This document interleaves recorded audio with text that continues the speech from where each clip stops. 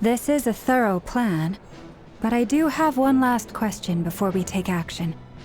How can we be sure that our enemy won't leave the designated area? Great question. Albedo's been hard at work analyzing Rerir and the Wild Hunt's behavioral patterns. His conclusions are as follows.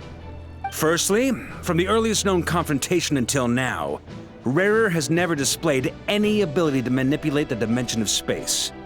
So it's unlikely he has any power in that domain.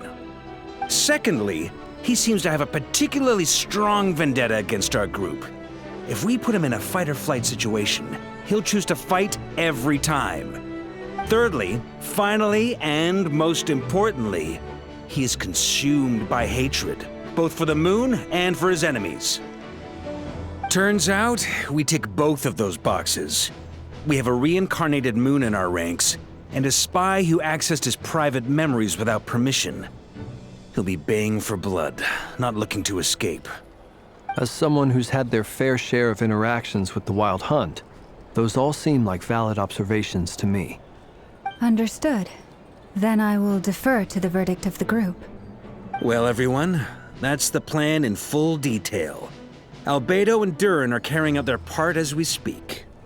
Plan approved. Scheduling. Okay, any firepower you need, I got you covered. Let's light this baby up. The Frost Moon Scions are behind you as well. And the rest of you?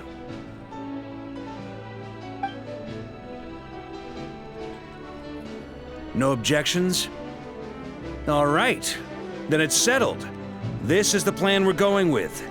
Next up, an old tradition of mine. Anyone who wants to back out, now's your chance. Wait, we can still back out of this? Everyone says things they regret, right? I don't want anyone feeling trapped because their mouth said yes before their brain had time to think things through. A very people-first approach. I hear that's common practice in the Knights of Favonius. Heh. Who'd you hear it from? D-Luke? Shh. We don't use people's real names at work. This contact will be known only as Owl, please and thank you. This plan can only work if everyone does their part. Flint's and I will absolutely support it. We shall indeed. You'll be glad you accepted our help. Also, you are the last person I expected to see here, Miss Dory. It's not often I get called Dory in a work context. My peers usually call me Lord Sangamabe. So, the longer your name, the higher your net worth. Is that the idea here? In that case, Mr. Flint's here must be worth a fortune. That's right, I know your full name. It's... The walls are thin here. I'd appreciate you keeping that a secret. Okay, fine. I'm actually only here as a favor for someone else. Do you have any idea how much it would cost to hire me otherwise? Oh, does this mean someone out there actually has the power to boss Dory around? It most certainly does not. We have a long-standing and mutually beneficial business partnership. She's actually the mom of a friend of yours. Said mom supplied me with a great little trinket, but now that lady's ruined everything. If I don't start building a little goodwill now, my whole business in Notcry is gonna go down the drain! Okay. So what exactly is so special about this pendant? It's a lucky charm that a great mage made for me. We have a business relationship, and she was worried that something bad might happen to me. So, she wanted me to have something that can store power to protect myself with. I finally got it all fully charged up with Kovaki, and then never went and used it all up at once! Never lost so big in my life! You're right. It was all my fault. I didn't mean to drain all the Kuvaki in the pendant, but I'll make it up to you. You will? Well, in that case, how about you give me your chess set, and we call it even? I knew you'd say that. Well, it's yours if you want it. In fact, take it now, and I'll even throw in a free Rerir of Solnari. Deal? You're putting me in a difficult position here. It's a very useful thing to have around, but I have a funny feeling it won't be around much longer. I guess we'll see in a couple of days. Looks like bankruptcy for me. Hey, don't be so pessimistic. See this through and you never know. You might find a new business opportunity on the other side.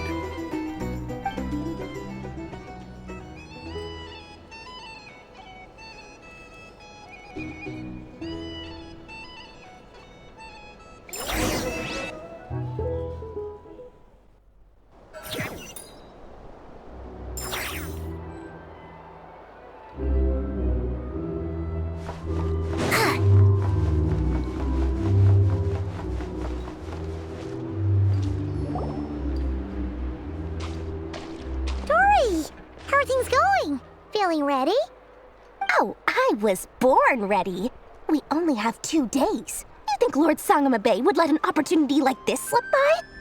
Don't forget, when something's in high demand, the people with the goods on hand get to charge the highest price of all, even higher than the sellers taking advance orders. Ta-da! See? It's right here. Oh, it's so pretty. Did you make it? No, I have a supplier. We go way back, so he made me a very attractive offer. Aha! No wonder you were talking about Lucky Charms at the meeting. You've been getting Kave to make them for you. That's not the full story. It actually started a while back as a project between me and the Dendro Archon. Mage Alice once warned me that this world won't stay safe forever. There may come a day when everyone faces a great crisis. I passed this on to the Dendro Archon, and she secretly brought together a research team made up of Sumeru's top scholars to invent a technology that could keep people safe. I won't go into the details because it's all very complicated, but if you want to know more, you can ask the Dendro Archon about it sometime. Anyway, point being, it was the Dendro Archon who asked Kave to build this little contraption. As one of the top Kasharu War talents, he was the obvious choice. Took him long enough. He stressed over it for ages. Must have gone through at least a dozen designs before producing a final product. But that's Kave for you. Marak delivered it to me a couple of days ago, along with a letter from Kave.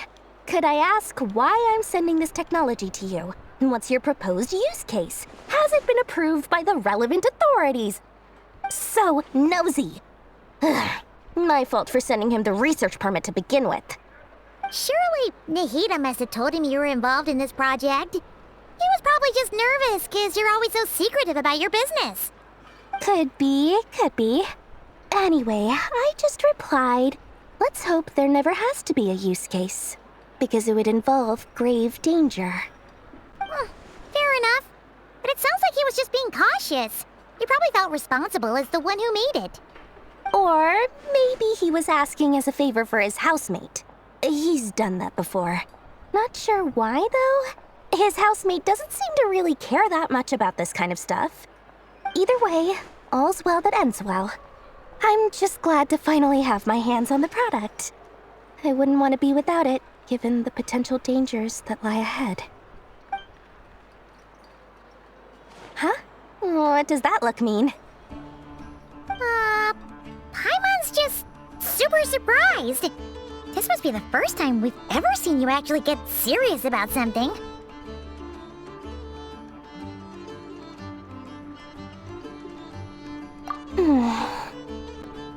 Well, a long time ago, I made a promise to myself. I promised that I was gonna live every day of my life with a big beaming smile. Obviously, Mora plays a big part in that. But there are always gonna be times in life when you have to give something back. That could mean paying back a debt, returning a favor, or showing some kindness.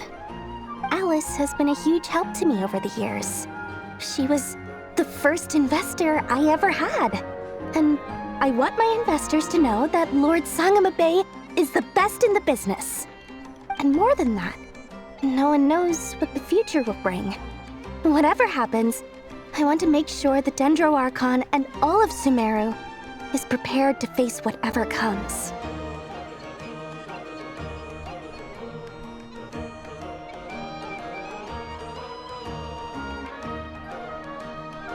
Oh, that? I was just making sure Nefer and I are square. Don't be thinking it was some sort of benevolent act. I'm no saint, so don't treat me like something I'm not. My priority is doing the business that I want to do. So long as my conscience lets me, but it usually does. That's the Lord Sangama Bay business model. Alright, if you say so.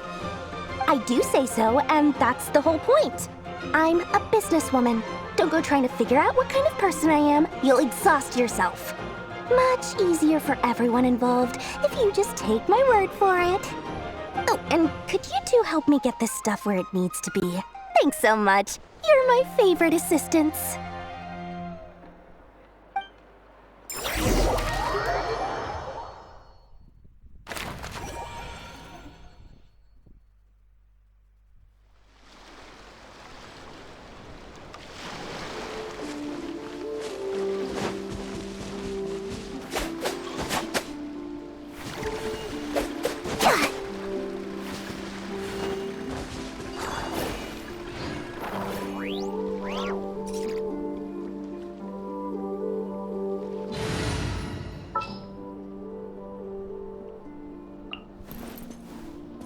As you wish.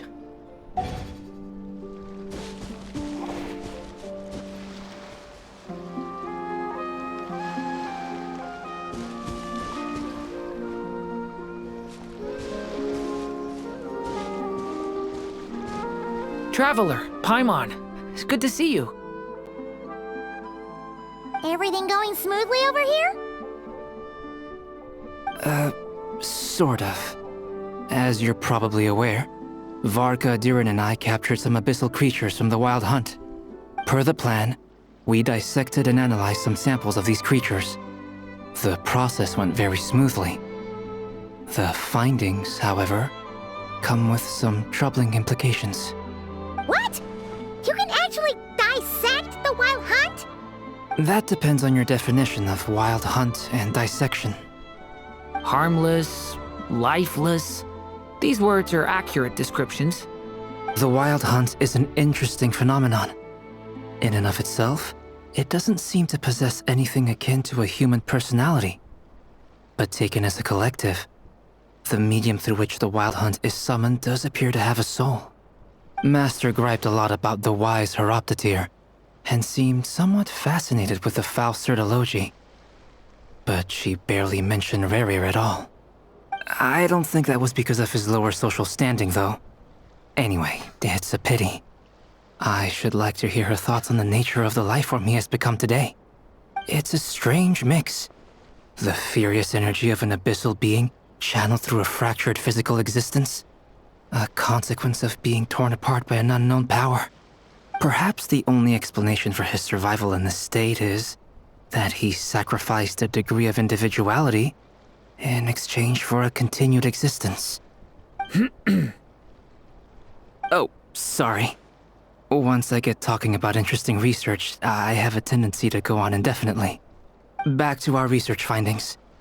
Essentially, they confirm my hypothesis. Rerir's corpse is completely contaminated by the Abyss, and the effects are irreversible. You could think of this as Rerir in mutated form. But in my view, even that would be inaccurate.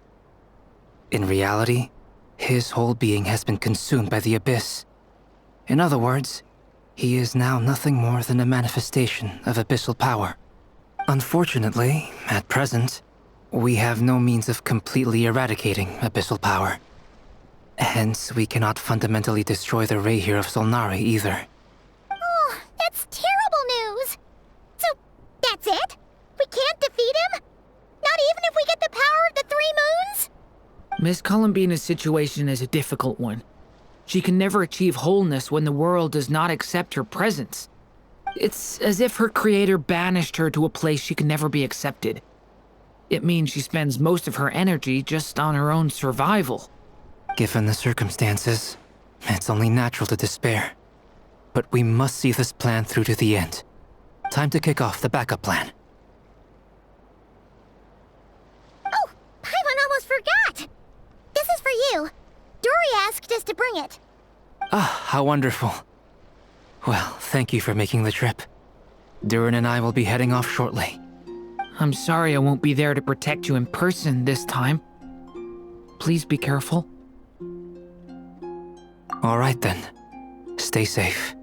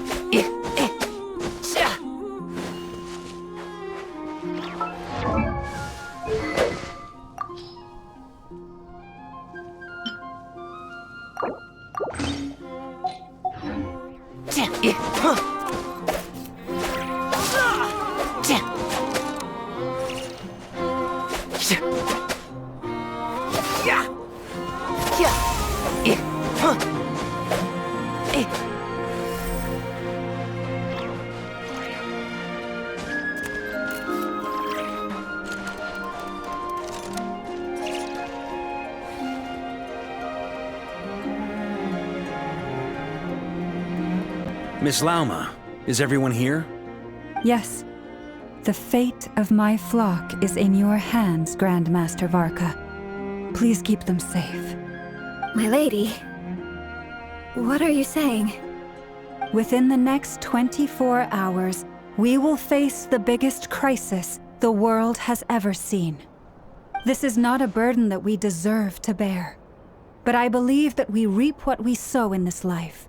So I intend to act. I must do what I think is right.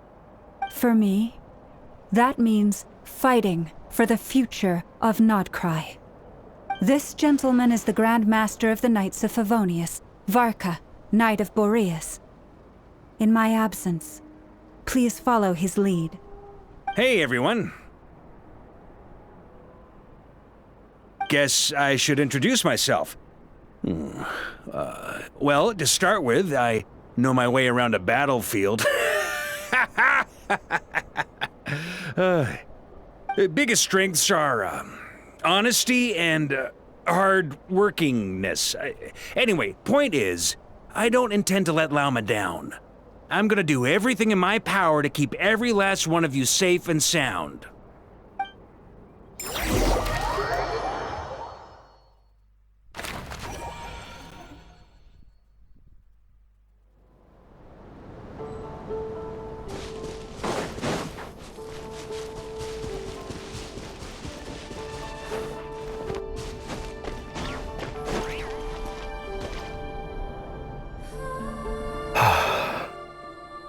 Something on your mind? Miss Columbina, was it? I believe that's how the others addressed you. That's right. Names are funny things. Have you always been called Dainsleif? Yes. I take it your own name has a more complicated history. I have a different relationship with names than other people. To be honest, I'm not even sure that Columbina is my name. At least, not in the same way that Dainsleif is yours. But it's what everyone calls me, and I go along with it. A lot of my life has been that way. I get so used to things that I forget to question why they are so. I never used to think much about where names come from, or what they mean to people. Maybe something's wrong with me. You're different from other people. I sensed it the first time we met. You're more perceptive than most. I'm sure your long life and rich range of experience explains that. Do you ever find yourself missing Conria, Mr. Dainsleif? Difficult to answer. I have dreamed of the past many, many times. Sometimes I'm fighting tooth and nail. Other times I'm lying on the ground, defeated. I don't recall any happy moments from that time. It has been too long. Is that because hatred survives longer than love and affection? That would not be for me to say. I make no excuses for the grudges I bear. But whatever the reason, I remember little that was beautiful or sentimental. Thank you for your help with the Rerir situation. Without your efforts, I never could have learned the hidden truth of his story. You're welcome. I know he's your friend. Friend? He betrayed me. And I never really understood what he was going through in life. Some friendship, that is. Okay. So, do you plan to fight him with us? You see, you're torn. Now you know what really happened. You see the things he's done in a new light. I need some time. Of course. I completely understand. Anyone else in your position would feel conflicted too. Actually, I went through something similar myself recently. Something happened that changed my perspective on a situation. A situation I took for granted at the time, but now I feel very grateful for it. You mean the Harbingers who still support you, even though you've left the Fatui? Yes. I always thought they were only helping me because Harbingers are forced to work together. But then I abandoned them. A warrant was even put out for my arrest. And even now, they still support me. Which means I was wrong about them all along. Clearly, they view you as a friend. I feel a little guilty now. I regret not seeing her help for what it was, and not treasuring it. I see the guilt that you're feeling now, because I feel it too. Hopefully, talking about it will do us both some good. Have you noticed that the Traveler and Paimon are over there? I think they've been listening. Huh. Shall we say hello? Sure. Hello. Ah! They caught us!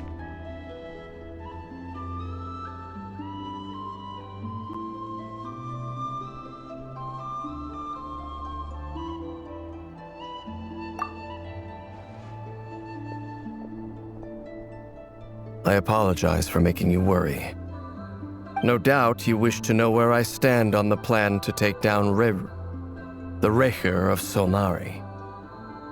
I'm afraid I need a little time, but I will seriously consider joining you. You will? Oh, thank you so much! Everyone will be so grateful to hear that! They needn't be. This was something that I was going to have to face up to eventually. That doesn't matter to them. They're grateful to you regardless. You can't control their gratitude, so just accept it. And then, have a think about whether you're willing to join us.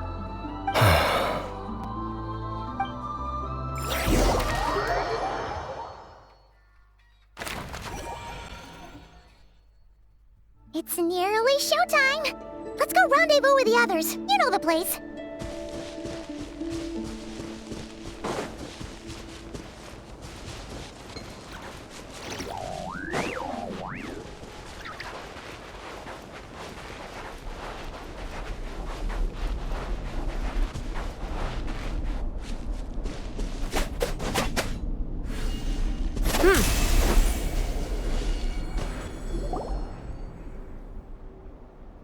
Ah, you're earlier than I expected. Hey, Flint's! Been waiting here long? Not too long. I came a little early so I'd have some time to think. Are you nervous about the battle? Quite the opposite. I'm reminiscing on my past battles. When I was awakened by the Ratniki, I had not touched a weapon in many years. I felt like the battlefield was not where I belonged. But after waging war against the Wild Hunt for so long, I came to realize something. A life of absolute peace is simply not a possibility for me. My restless flame indicates that somewhere inside of me, there is a deep yearning to root out the evil in this world. Ooh, that doesn't sound like such a bad thing.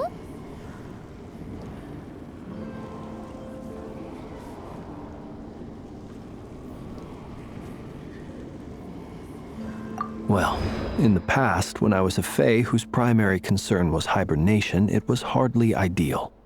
But it certainly serves me well here in the present. And I am delighted to be able to join forces with you in this endeavor. Looks like I'm not the first to arrive. Ah, Miss Lauma. Did you sleep okay last night? I struggled to settle down at first, because of the nerves. But don't worry. I got enough sleep in the end. I'll be just fine.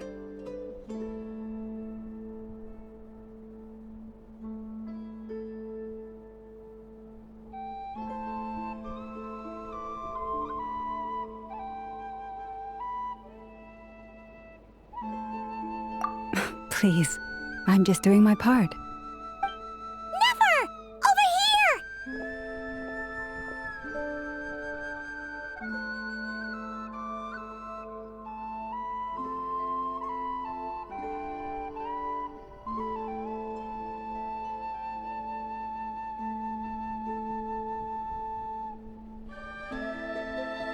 Aino asked me to relay a message.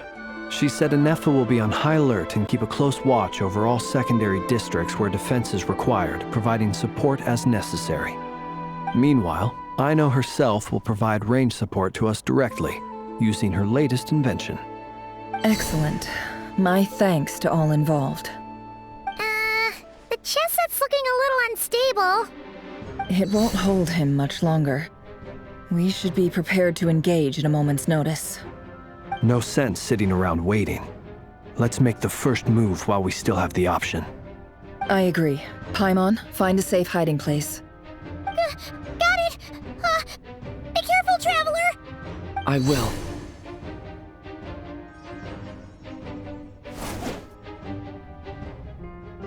Everyone, take your positions as soon as the battle starts. Every ounce of strength we have in our bones, let us bring to this fight. Ready? Let's go. I've seen all your futile ploys before. You have become the authors of your own demise. I wouldn't be so sure about that. You are merely a moment of sport before I tear down the moon.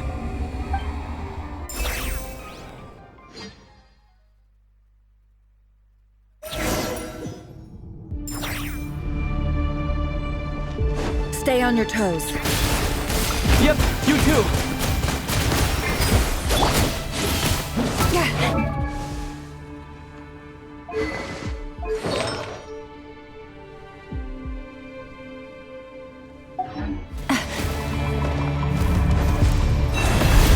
Let me help you guys.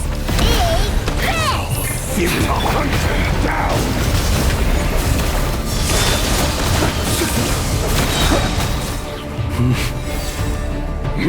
Close your eyes.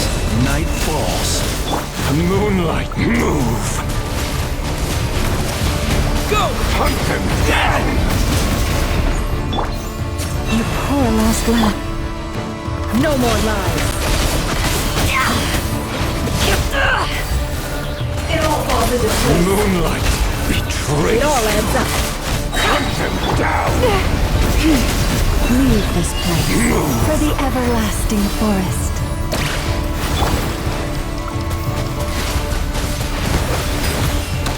The deception ends here. Can't hide the truth. No more lies. Hunt them down! The moonlight betrays you.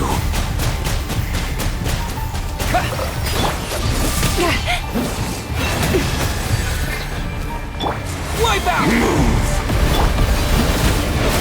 Steady now. Be silent. To dust. By the frost moon of old, forest protect. The mystery unravels. It all adds up.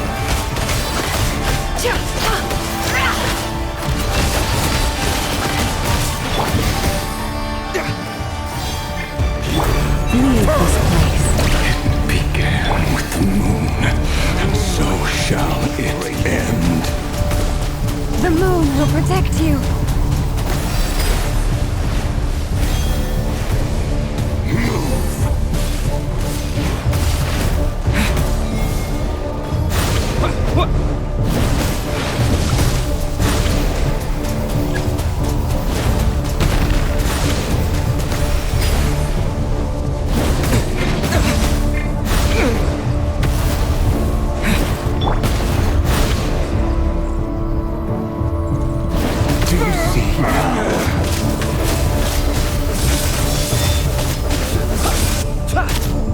Faramir, when will it be as you foretold?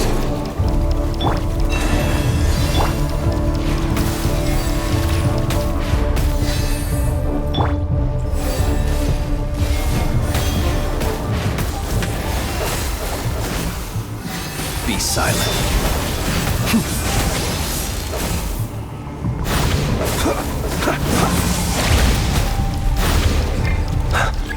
Leave this place.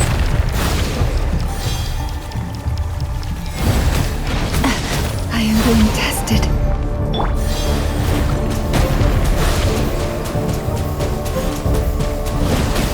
Water jet! Welcome here.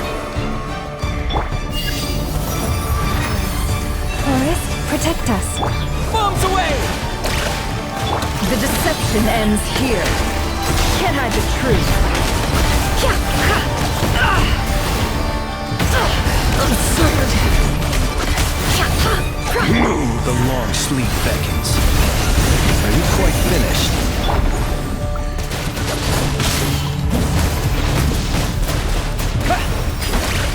The moonlight is futile. No more lies. Hunt him down. It all falls into place. Hunt him down. The mystery unravels. Shameless. Move. Hunt him down. Go! The moonlight betrays you. Move. Can't hide the truth. Down. Futile. With one heart, The moonlight leave this betrays place. you. Move. Close your eyes. To dust. See you at the graveyard.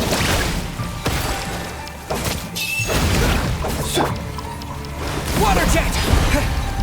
No more lies. Futile. Seek within. The moonlight You perilous betrays land. you. Observe. Hunt him down. To dust. Yeah! For the everlasting. Your little game of heroics is over. Moonlight will play you first.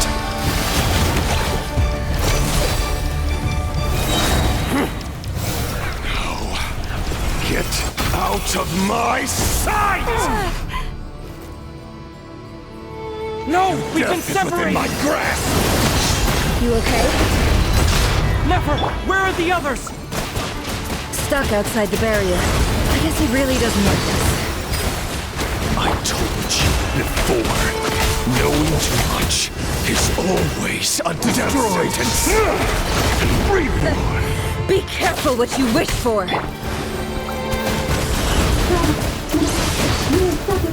Lama! Can you hear me? Hold on. Silence. The voices are gone. At least I know they're still there. I need to focus. Stick to the plan. Remember my most important task. Keep stalling him. If I can stall him for long enough, the moment will come. No more lies. Seek within.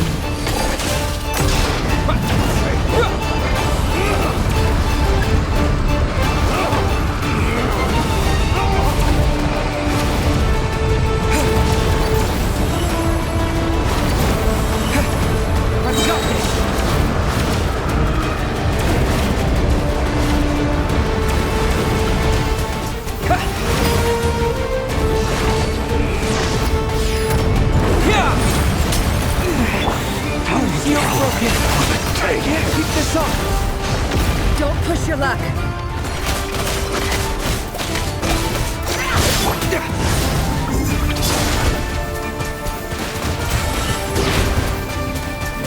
Go! lies.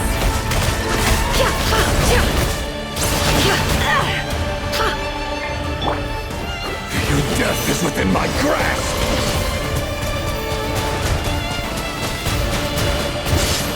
Water jet! Shit, can't hide the truth. Bombs away!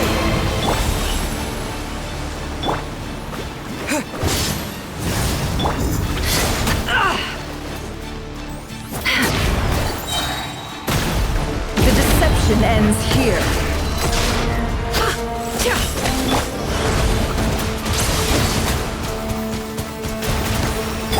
No more lies.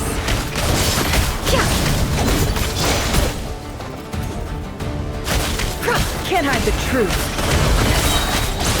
Seek within.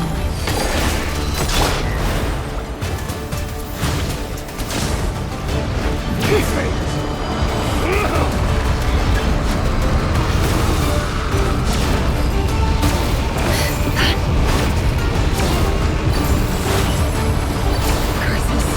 There's no other way.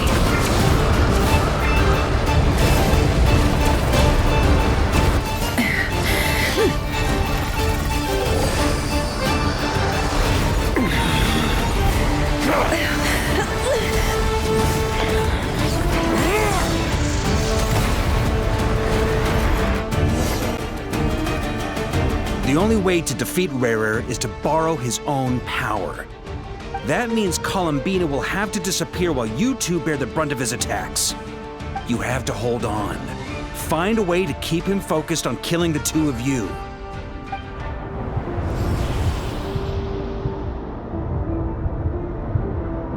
Nefer, your eyes are bleeding. Soon you will be powerless to resist. And then, I will reduce you to dust. But that dust will plague your memories. Come on, keep holding on. Any other tricks up your sleeve? Let's see them. As entertaining as they are, you've backed yourself into a corner. You don't fool me. I see your fear clear as day. I have to stoke his rage. Make him unleash everything. You fear what you could never defeat. You fear the thought of never being able to save your beloved. You cannot win the fight against fate, Rerir. Is that what you think? Well, now it's your turn to feel afraid!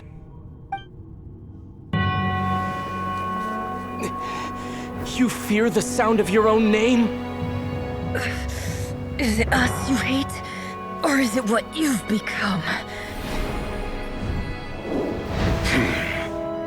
Let's see what becomes of you!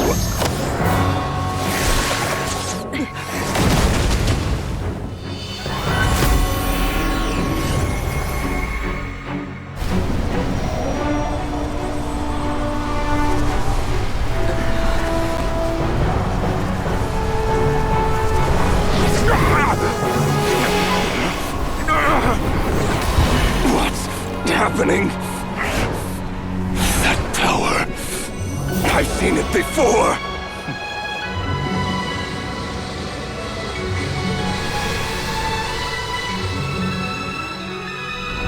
His power is on another level. We'll need to use an alchemical array to convert his power into a usable form. Then quickly channel it into Columbina, rendering her powerful enough to compete with him. I'll join you. I can help.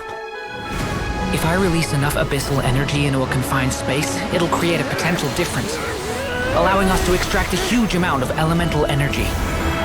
Next, I'll synchronize with everyone's minds using Pyro, then give you temporary access to their abilities and fields of view. But it won't last long. Can you see? Well enough. So, we have a student of Gold Rheindotter in our midst! How about that?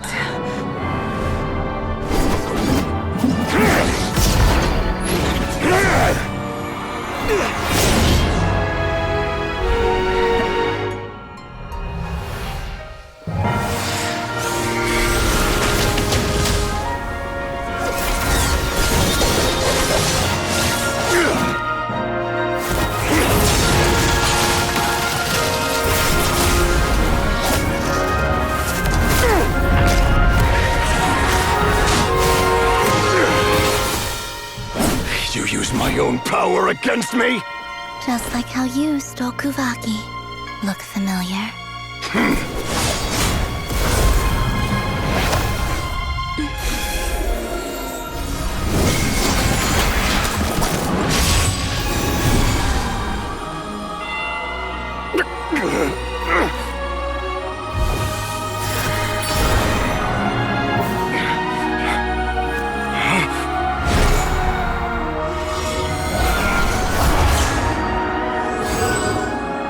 Don't you realize?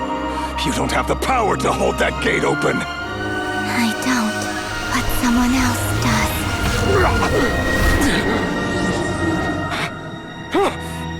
Goodbye, Rerir.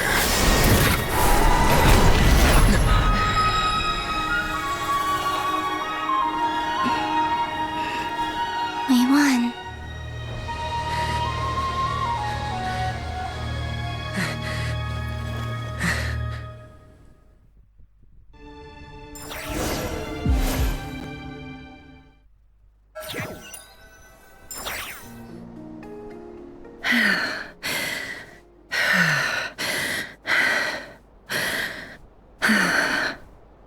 Nefer, how are your eyes? They're fine. Apart from the blindness, of course. It's not too late. Let me handle it.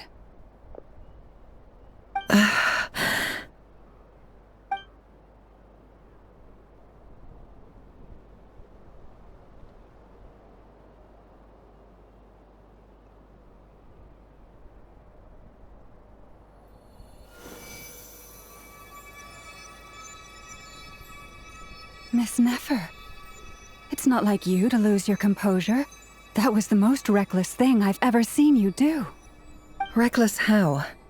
The situation was critical. Our lives were at stake. We had to do something. Even so. Okay. I guess you're right. Under the circumstances, it was a wise decision. You traded your eyes for an incredible victory. In business terms, I suppose that's a huge return on investment. I'd be hard-pressed to argue otherwise. Still, I don't like this outcome, and I don't want you to lose your sight for good. People suffer when they make sacrifices they shouldn't have to make, whether that means faith, strength, or in this case, your ability to even see. I had hoped you could win without sacrificing so much as a single hair on your head. Thank you. Really. All done. Don't try and open your eyes just yet. We'll see how you're doing in a couple of days. Until then, please follow your recovery plan to the letter. I'll send full details through Yehoda. For now, just get yourself home, relax, and rest. My dear friends, we have fought bravely and achieved a spectacular victory. A dark cloud has been lifted from the skies of Nodcry. All in this land will be grateful for what you have done. The moon will remember this day. Thank you both.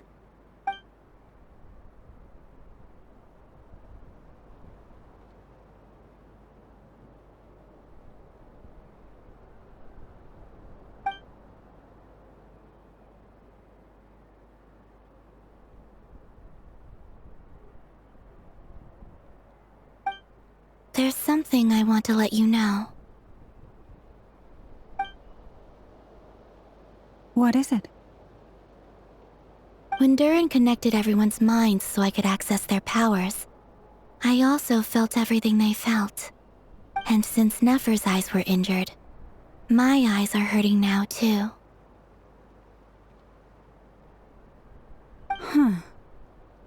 Hold on. Let me try. I only feel the pain. There's no actual damage. I just thought I should tell you. You're right. There's no damage. That's a relief. But I must say, I'm surprised to hear the Kutar share something like this with me. In the past, you never used to open up about yourself. Things are a little different now from how they were. I'm learning to share how I truly feel with my friends. Friends? You have no idea how glad I am to hear that.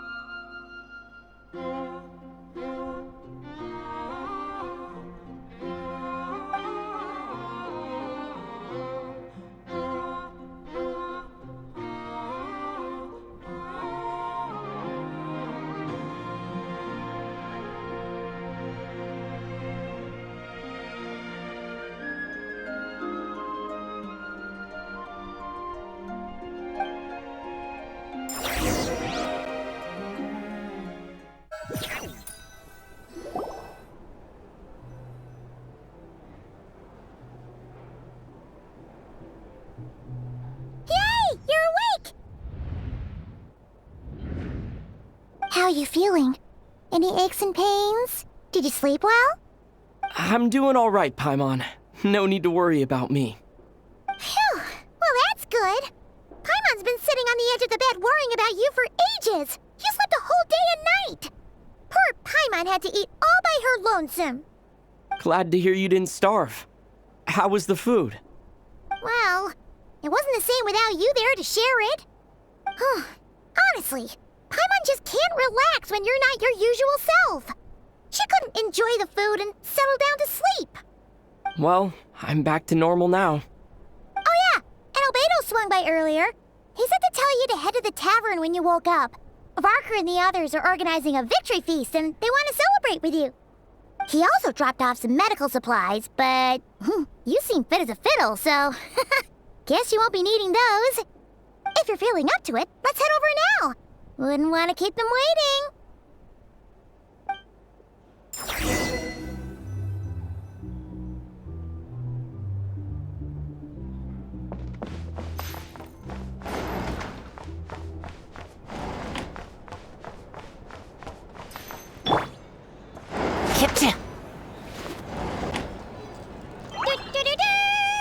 We're here! Oh, Traveler and Paimon! Perfect timing! We were literally just saying how there's no way we're holding this victory feast without you any longer, and we would have postponed it till tomorrow. How are you feeling today? Much better. Thanks. Don't worry about me. Relieved to hear it. If that changes, just let me know. Happy to check you over at any time. Yep, we're here for you. Anything you need, just let us know. Oh wait, where's Nefer? How are her eyes doing? Nefer's right over there. I'm sure she'd love to catch up with you.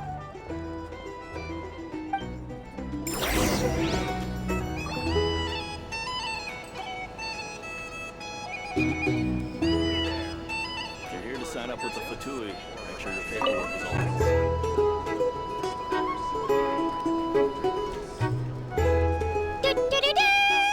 We're here! Oh, Traveler and Paimon! Perfect time. How are you feeling today? Much better. Relieved to hear it. Yep, we're... Oh wait, where's Nefer? How are her eyes? Nefer's right over there. I'm sure she'd love to catch up.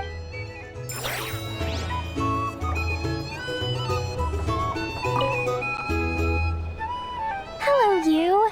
Recovered from the battle? Come on, what do you mean? Of course I'm gonna ask.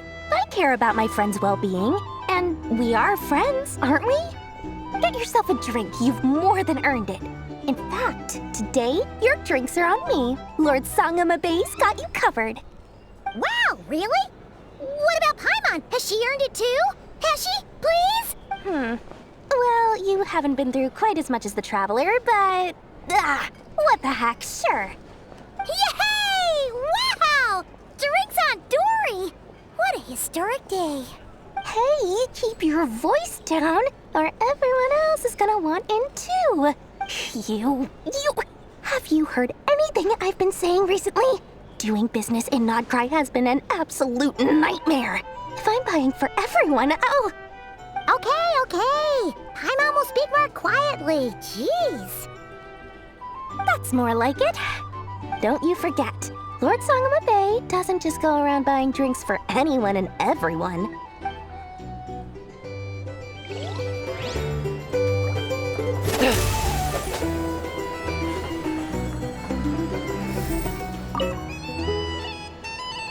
I thought of 1,000 ways to congratulate you, but now you're here, words are failing me. The honorary knight stuns them speechless once again. Well said. The honorary knight showed us all how it's done. The other knights tell me that Mondstadt was the first stop on your journey. All of us are truly delighted to count you as our friend. I'd like to thank you for supporting the Knights of Favonius, and also for helping us save Nodcry.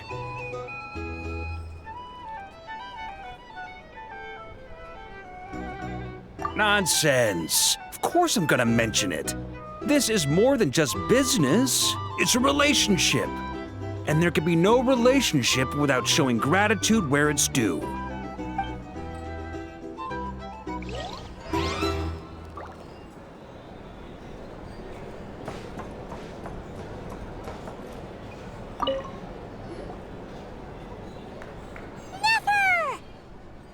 Traveler, Paimon, are you recovering well?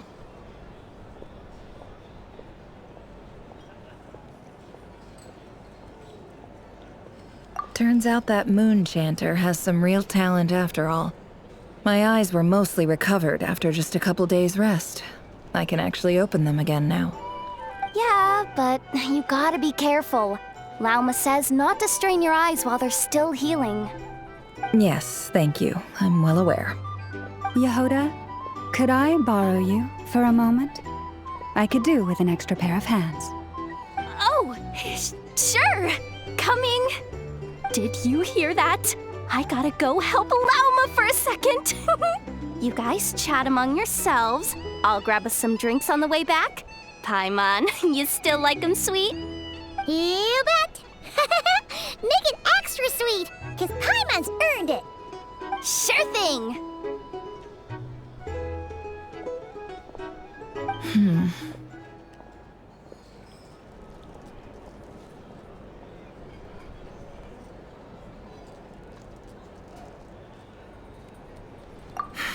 The Rerir of Solnari. Kind of a snake, don't you think?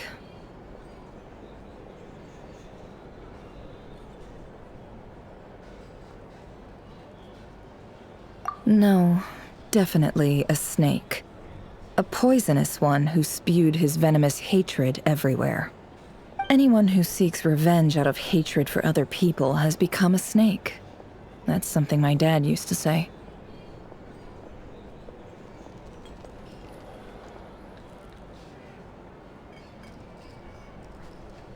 Perhaps. I'm sure it sounds like a very wise and open-hearted perspective to your ears. But me? I think hatred is a perfectly justifiable emotion. What else is left when everything you depended on in life gets stripped away? Something's gotta fuel that drive to keep on living. If you're worried about me, you can nip that in the bud. I'm not someone who gets stuck in the past. It's just... I suddenly feel like I was wrong to call my father a liar. He was just a fool. That's why the Academia turned their back on him, and why the other tribes ganged up on him. Oh, Father. How much better things could have been if you were a skilled liar. Look at the Ibis King. Thoth is a fiendishly cunning liar. And yet, strangely, he feels more like a father to me than my real dad ever was. He's never brought it up, but I'd bet he feels the same way. Why else would he give me the power to perceive the truth, while at the same time training me in the art of deception?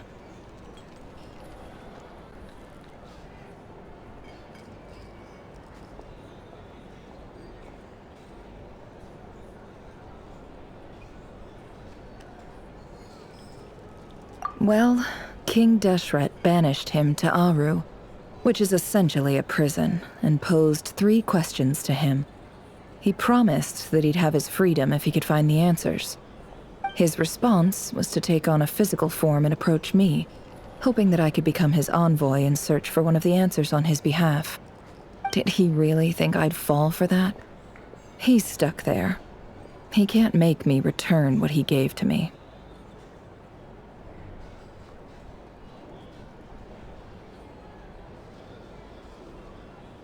So that's enough for you to decide he's nice, is it?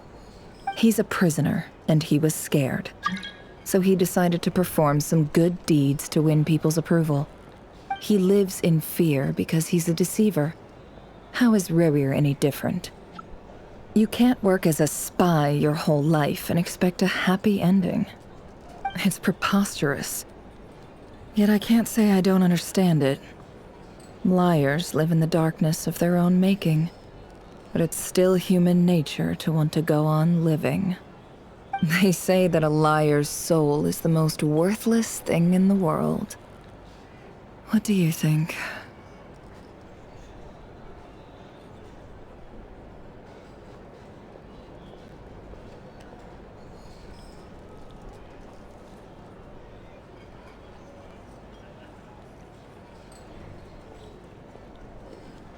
Oh, really?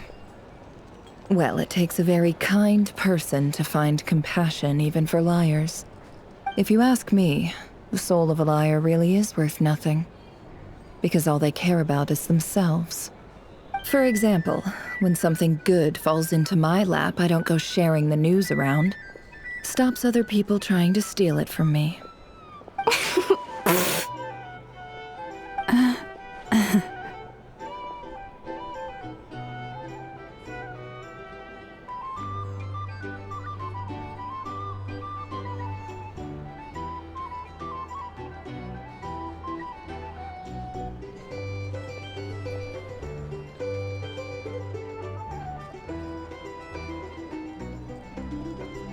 So be it. They have sharp ears. I can't keep anything from them.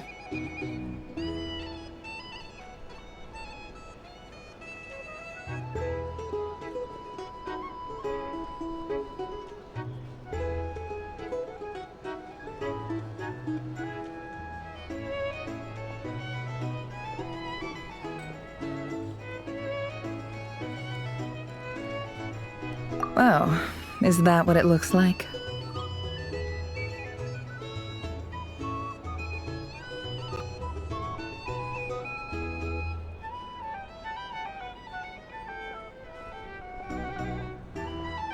Well, you all know my past now, and I can't simply eliminate everyone who knows too much. So I guess I just have to put up with you, for the foreseeable future at least. When you find yourself in a situation you can't control, the safest play is to keep calm and start monitoring everyone involved like a hawk.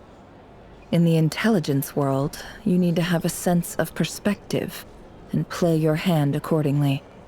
If you understand what's at stake, please ensure my secret is safe with you. I trust you'll respect my wishes as a friend. But don't forget, I will also be watching you like a hawk.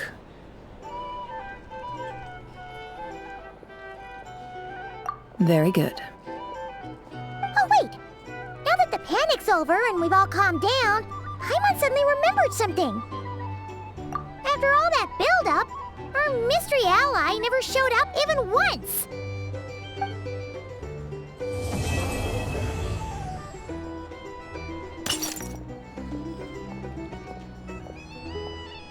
Huh? Am I imagining things?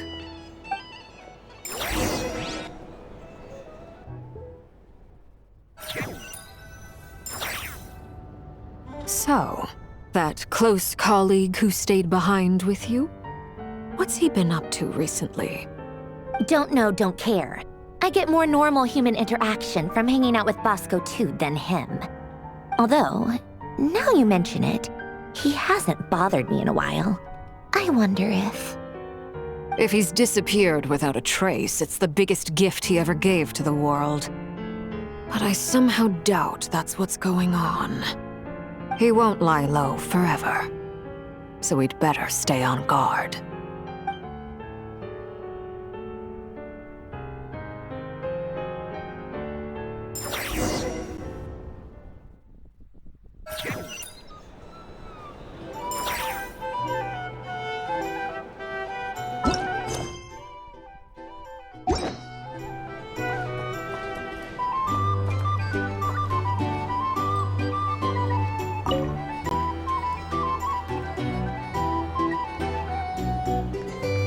Ah, Lord Sangama Bay. How lovely to see you. I must thank you for the device you provided. It was an enormous help. Would I be right in thinking that it was developed by the Academia? Why come and ask me when you clearly know already? I mostly came to thank you. That's more like it. A little gratitude goes a long way with Lord Sangama Bay. Play your cards right, and you might even stand a chance of becoming my long-term supplier. The chance to work with such a kind and charitable investor as yourself would be a great honor for the Curatorium. Huh? Charitable? Who said anything about charity? First I'm hearing about it. Let's see. The first plot of land you purchased in Nodcry, your desert interests, and... Stop! What do you think you're doing? Exposing my investment history! It's nothing to hide from. They're all perfectly legitimate investments. And some of the land you purchased was with the intent of building a sanctuary? Yes, I heard about that too. How did you... You're a curious case, Lord Sangama Bay. You don't like people finding out about your good deeds, do you? But I'm afraid no matter how hard you try to keep things under wraps, where there's a will, there's a way. You did it for Sumeru, didn't you? It was empty land that was gonna go to waste otherwise. I figured if I built something there, it might at least get some use in an emergency. Disasters are capricious things. They strike without any warning. I've lost family to a disaster before, and I don't want to lose any friends or business partners if I can help it. My elder sister used to dream of finding a sanctuary. Somewhere with plenty of food, water, and medicine. Where everyone could live happy lives. It was something I looked into, but after discussing things with the Dendro Archon, I decided on a more effective strategy. The tech people handled the tech, and Moneybags provided the Mora. It just made the most sense. It's a pity that so few people know the truth about you. Everyone says that you view everything in terms of Mora, and all you care about is growing your own wealth. So, what's the problem with that? Everyone wants to be rich. It's human nature. So yes, I love Mora, and it's nothing to be ashamed of. But surely you have dreams of your own beyond just making Mora. You don't get it, do you? My dream is to invest in other people's dreams. And, you know, make a nice little slice for myself along the way.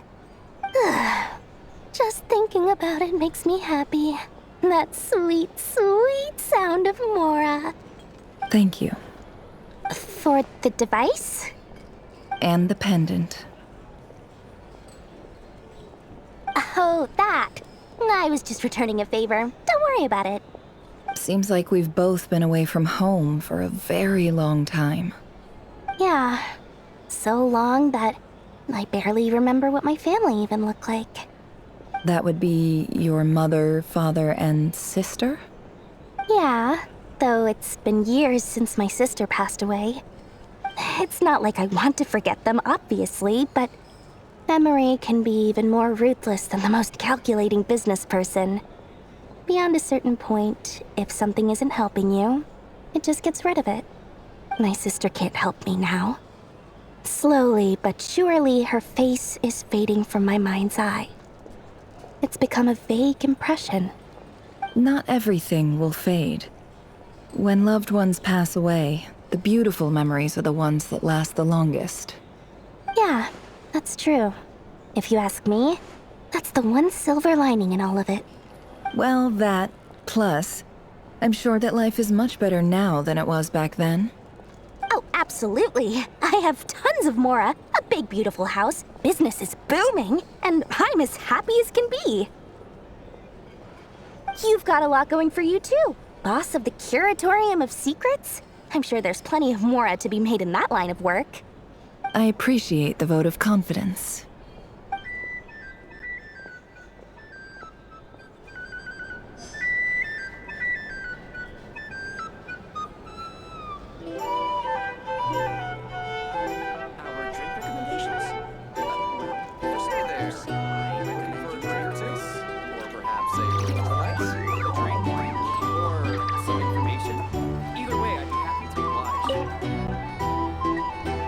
How have you been holding up? Any adverse reactions? If you start to take a turn for the worse, make sure you tell me right away. You don't need to worry about me, Grandmaster. I'm fine. I mean, I barely did anything, so... What? You're too humble, young man. You played an indispensable role in the battle for Nodcry. We can't thank you enough for your support.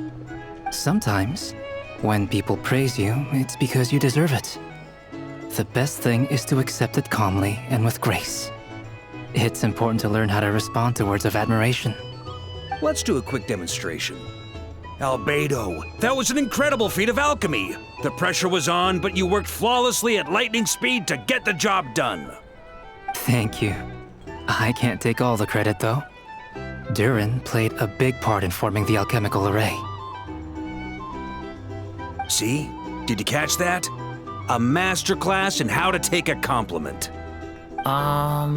Okay, yeah. I did work pretty hard to help prepare for the battle. No point denying that. Hey, you guys!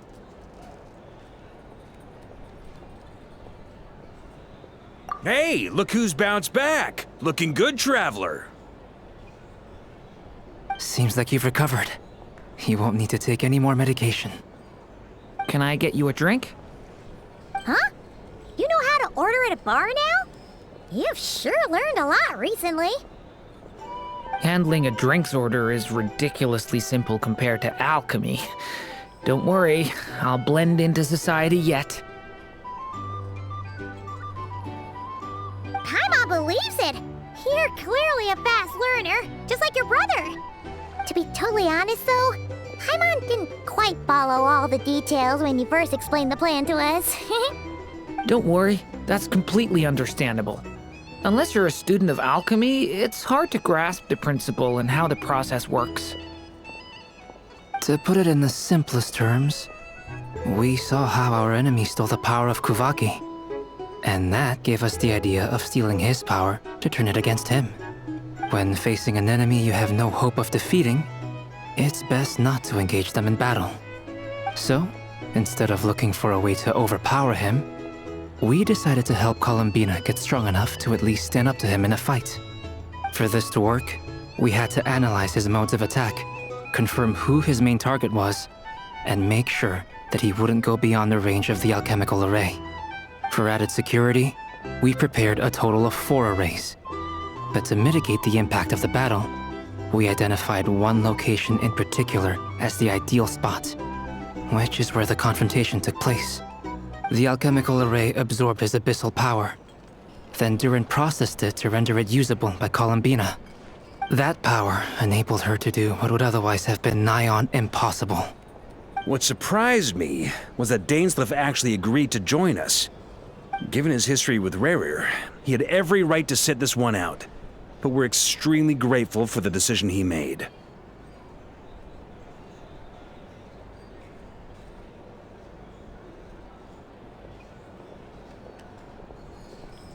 It must have been a painful choice to make. But I'm sure that making a decision was far better for him than staying in limbo. Absolutely. He was torn between 2 paths, but in the end, he made his choice and stuck to it resolutely. He doesn't strike me as the sort of person who'd stay trapped in limbo for long. Anyway, however you cut it, everyone gave a stellar performance. And now, it's time to kick back and celebrate.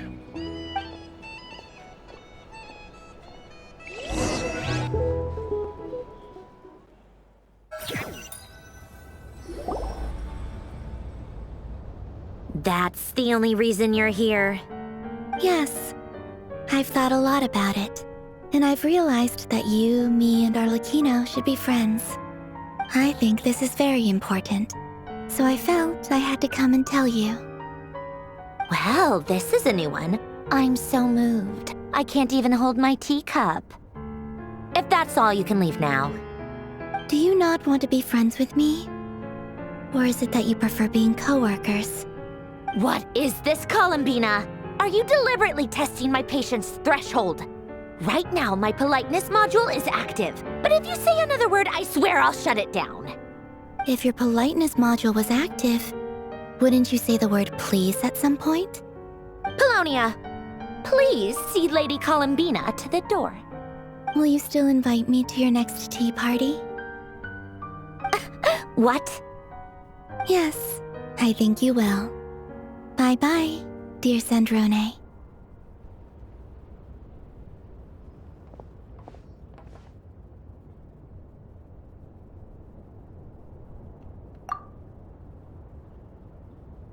Last time, the Wild Hunt escorted you out.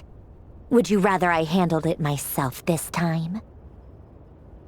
We just wanted to, see how you were doing now that it's all over. Why? Out of concern for my safety? I hope you didn't seriously think that the Rerir of Silnari would be able to lay so much as a finger upon me, given how prepared I was. Mostly because you kind of helped us out, so we just wanted to check you were okay. Looks like all your robots are fixed, huh? Oh, don't you worry about that. Tea time is already a write-off. The visitor before you managed to kill my appetite. If you're in the mood for tea, go ahead and help yourself. Otherwise, it's going to waste. My coasters are still missing in action, though. Use this notebook instead. Whoa! Pretty hefty notebook. Look at all those calculations. You can ignore those. They're just dumb scribblings. I doodle and write in my free time. Sometimes I remember the distant, dreamlike past. Sometimes I imagine the far-flung future. And other times, I grit my teeth and note down all the crazy nonsense going on in the present. Some people do the crosswords in the newspaper.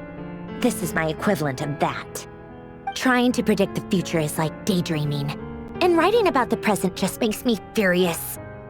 The past is my favorite. If nothing else, it's already set in stone, so I don't have to rack my brains trying to figure it all out. Huh. Although, having said that, the only vaguely interesting memory in my past is probably that guy they call Lord Artificer.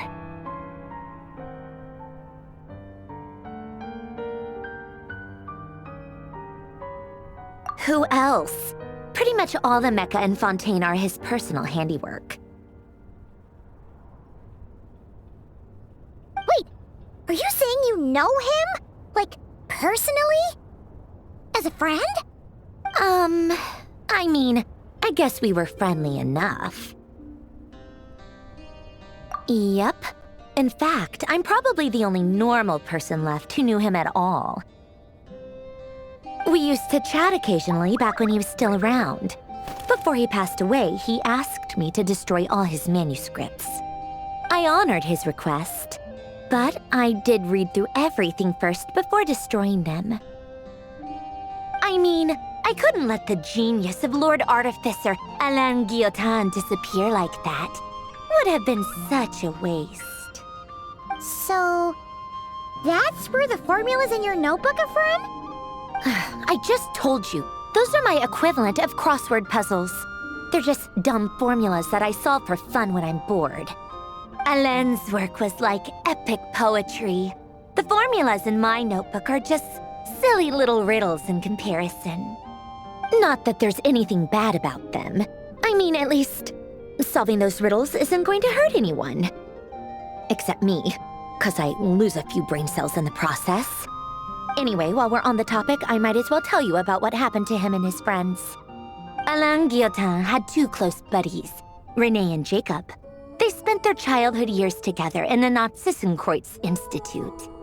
They were all quite competitive, so there was some rivalry between them, but it was a friendly rivalry. But beneath the friendship and the rivalry ran something deeper, a sense of nostalgia for the past. Unfortunately, childhood would end, the prophecy would come true, the apocalypse would arrive, and the future would never be. A mad dream that would normally only capture the minds of lunatics began to take root in their hearts. A dream of saving the world. And if Renee and Alain had been people of lesser wits, that dream would probably have ended up as something for them to joke about in their older years. But alas, they were some of the sharpest minds around. They nurtured that dream with the full power of their intellect, and it grew into something that ate away at their souls. The first of them to fall under its spell was Renee. Against Alain's wishes, he persisted in experimenting on a mutual friend of theirs to try and save their life. Alain did not approve and parted ways with Renee.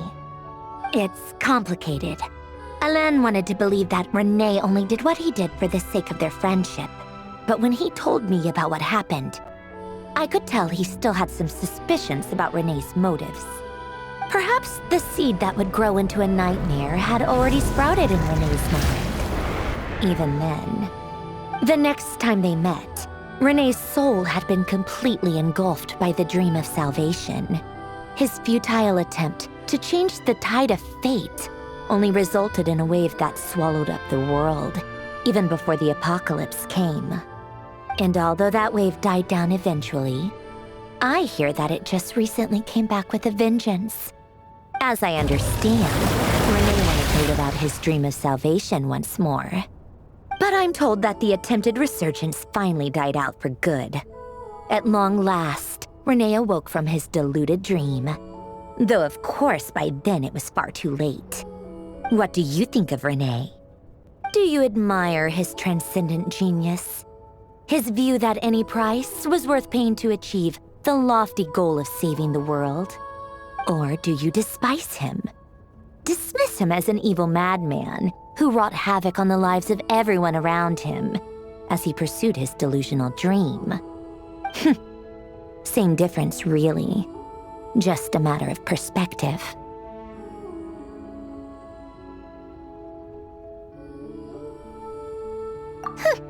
Doesn't surprise me. You share one thing in common, after all. You both want to be the savior. The only difference is, your dream came true, and his, well, he wasn't the one who made it come true. I don't like fanatics who give up their whole lives for their ideology. Nor do I like fools who let their delusions take control. Maybe I could understand if Renee had just been an ordinary person. But he had a sage-like intellect, and still managed to get himself lost in the labyrinth of his own desires. Anyway, that's enough about Renee. Now, moving on to Alain Guillotin, the Lord Artificer. He managed to put a stop to the first storm whipped up by Renee. But after that, Alain lost his friends and family. To his credit, I suppose, the loss of his family and friends was purely a tragic accident. It's not like Alain sacrificed them for his cause or anything. After that, the only thing supporting his work was the same dream that had dragged his closest friend down to the abyss. But although the desire to save Fontaine drove him to found the Fontaine Research Institute, Alain continued to reject any form of transcendental knowledge or power. He was suspicious and fearful of it, having seen the way it had affected his closest friend. I think that formulas and machines derived solely from human intellect were the only thing that gave him a sense of spiritual comfort. Yet Alain's intellect was simply too great. It barely left him space to breathe in his lifetime. Once he realized that the end of his life was approaching, he finally accepted the truth. The Narzissenkreuz Institute needed someone, and a human being, to see its story through to the end. He quit working on his formulas, trading them in for the fairy tales that had played such a formative role in his childhood, but which he'd barely touched in his adult life. He told me that the director of the Nazissenkreuz Institute used to read those fairy tales to the children as bedtime stories. Apparently, they worked wonders at sending kids off to sleep. I think that all he wanted at that time in his life was to be able to sleep deeply without being plagued by depression. By that point, nothing else really mattered. At the very end, he laid down to rest in the ruins of the former Nazissenkreuz Institute orphanage, while the Fontaine Research Institute he had founded continued tirelessly with its work. Many years after that, tensions over competing dreams would once again cause a rift, this time between members of the Fontaine Research Institute. But the actions of those fools had nothing at all to do with Alain. And that is the story of two people from the Nazissenkreuz Institute who both wanted to save the world. One went all in on his fantasy of salvation without ever looking back, and ended up calmly sinking to the bottom of the deepest sea. The other sought desperately to burn bright in his life, even though he wasn't sure where he was going. I do sometimes wonder, why is it that people like them have such grand hopes of saving the world? Even the grandest tree starts as a tiny seed. So perhaps, for each of them, their mission to save the world began with a very simple desire: to save themselves. They were young children with friends and family who mattered to them, desires to explore the meaning of life, ambitions to have a successful career. They didn't want to see all of that taken away in one fell swoop. Or maybe they just wanted to find something to anchor themselves within the chaos, to stop them getting quietly swept away by the storms of life. But instead, the search for their own salvation took them down the rocky road laid out by fate. Do you think the desire to save oneself is enough of a justification to try and save the world? The way you said that sounded just like Alain. I asked him the same question back when he was in his prime, putting all of his energy into his work. He gave the exact same answer as you did. No elaboration, just a quick short answer before getting right back to his work. He was always that way. All right, tea time's over. I owe Arlecchino a favor for telling me these stories. I'll have to bring a whole sack of gifts the next time I visit the House of the Hearth. I'm gonna go tinker with Polonia now.